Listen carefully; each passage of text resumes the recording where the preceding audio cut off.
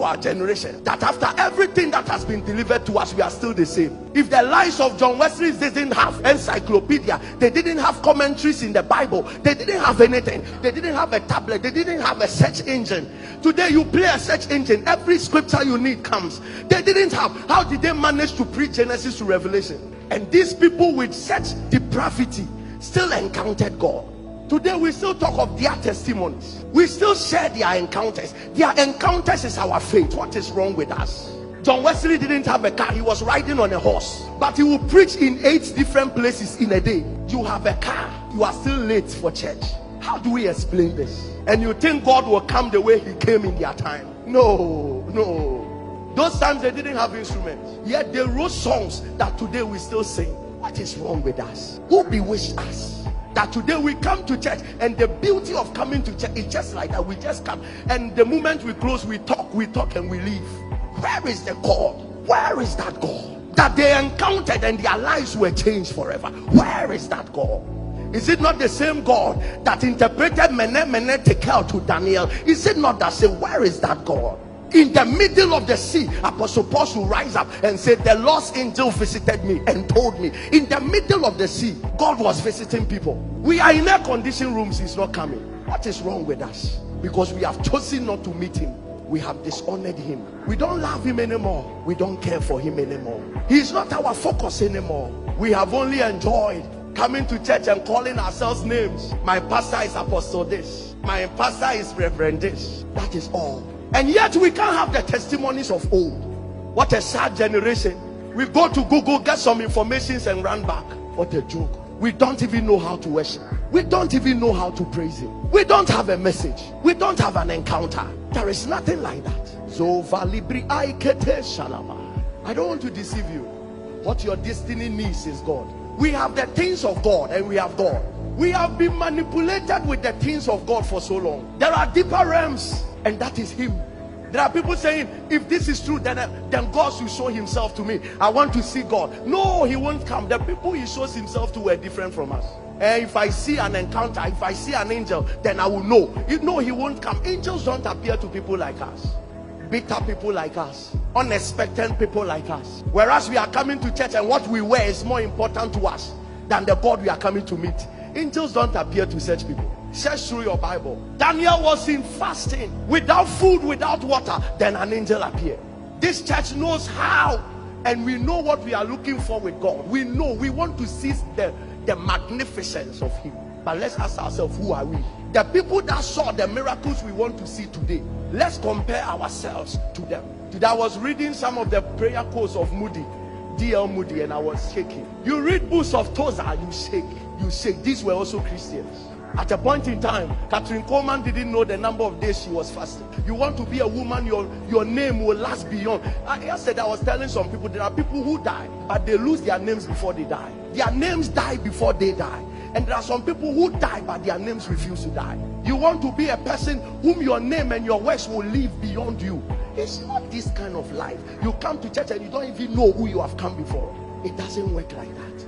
People of God, stop being deceived. It doesn't work like that. You want to have encounter, it doesn't come with just a man declaring to you, angels will come. No. How positioned are you? What is your heartbeat? What is your heart calling for? So we lift up worship songs and you don't even know how to worship him, and yet you are expecting him. William Samuel entered Los Angeles, Azusa Street, ordered a prayer. Lord, let there be a revival. For weeks, people will come to church praying for revival. You can't try that in Ghana. You have to lead them to pray for things and not God. Don't try that in Ghana. Your church will be empty, because people are not looking for God, they are looking for the things of God. But the things of God has killed many people. The things of God has taken people to hell. The things of God has crushed many people. It is God that takes you to the end. Do you know Judas was part of those who were given anointing to go and cast out devils and raise the dead? He cast out devils and raised the dead, yet ended up committing suicide. The things of God are beautiful. Men will clap for you, but it won't take you far. It is God that takes you far. So sometimes he will try to test our heart with things. He will give us financial breakthroughs, give us peace a little, give us joy a little, to see whether we will run after those things or we will leave those things and come after him. Have you not read that seek ye first the kingdom and his righteousness? Seek God and other things will be added. He is expecting that the first for you to have about him is him, and then other things follow. And this is the kind of church we have today. People come to church and they're expecting other things, and yet they don't see the track record that the people that go for God get many things. They don't even pray for the things we pray for. How can a man enter a city and all he led the city to do was to pray for a revival? Lord, send a revival. Suddenly fire broke out. What are we looking for as a church? Can't we see that is why God is not coming? Why are we saying we are serving him yet our problems are multiplying? Can't we see we are getting something wrong? But who is there to say the truth? Who is there to come out? And even if we preach the truth, who will accept it? Unto whom is the arm of the Lord revealed? There is something wrong with the Ghanaian church. If we don't come back, and some of you must give the leaders pressure that teach us the way. Enough with this deception, teach us the way. And then the leaders will come back and tell you that the way is Jesus. Prayer meetings are not complete until we call out, God, pour yourself into us. Prayer meeting is not complete. There is a way the presence of God can fall on you. Favors will just come. Every human being that sees you will like you. If you don't have God and you have the things of God, you will suffer. Some of you are weak. We come to church because if we don't come, somebody will call us. That's why we come. But the fire and the zeal to pursue God is not there. There is no revival on the land. Listen, there are many. There are pastors. Let some pastors go for 1 year without anybody sowing a seed to them. They'll put the microphone down. Call a pastor to come and preach and don't give him a honorarium. The next time you call him, he won't come back again. He'll tell you don't respect his oil.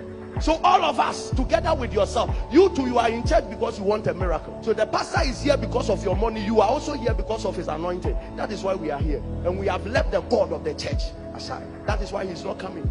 He won't come until you begin to seek him and until I begin to seek him. We will keep entertaining ourselves. We'll be clowns entertaining ourselves till Jesus comes back. Thank God for our instrumentalists. But there are some instrumentalists, if you don't give them money, they won't play. So the reason why we are serving God, there are some singers, if you don't give them money, they won't sing. What a joke.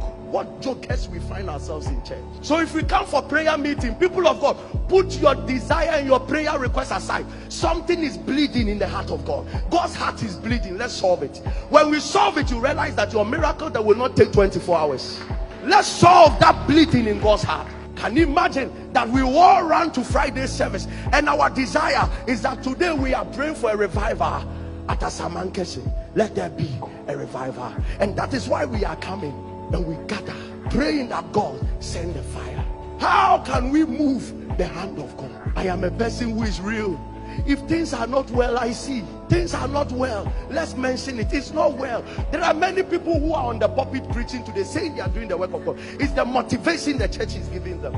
If not, they won't do it. And if your worship leader is motivated by money, and your instrumentalists are motivated by money, and the backers are motivated by money, do you think the worship going on, it will attract God? It's a joke.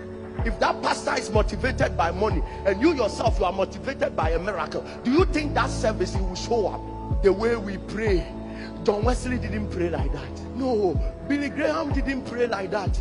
That our prayer, kaya, paya, they didn't pray like that. Yet God came. They saw him. They had an encounter with him. Have you not read the account of Paul? The Bible says that when he went to Asia and he was departed, the Bible said, and he went aside and knelt down and prayed. Gentle. But yet, that prayer was so loud in the spirit. But we prayed the loudest in the physical. But our voice is muted in the spirit. We don't even know what we are looking for again. You want to break out of addiction? God is the only solution. You want poverty destroyed? God is the only solution. You want to break the yoke of disappointment? The reason why human beings sees you and pass is because there is nothing about God reflecting. Can somebody see God and pass? It doesn't work. Oh, I will sing of the mercy of the Lord. I keep asking myself, so can there be another Rehoboam king? Can there be? Maybe there can be noisemakers. Can there be kingdom billionaires one more time? The way we are fighting common titan, can God really trust us with billions? The way this generation, common tithe 10%. The way the church is fighting the leaders, can God trust us? Except that people genuinely go before him, that Lord, you are all. The hour we find ourselves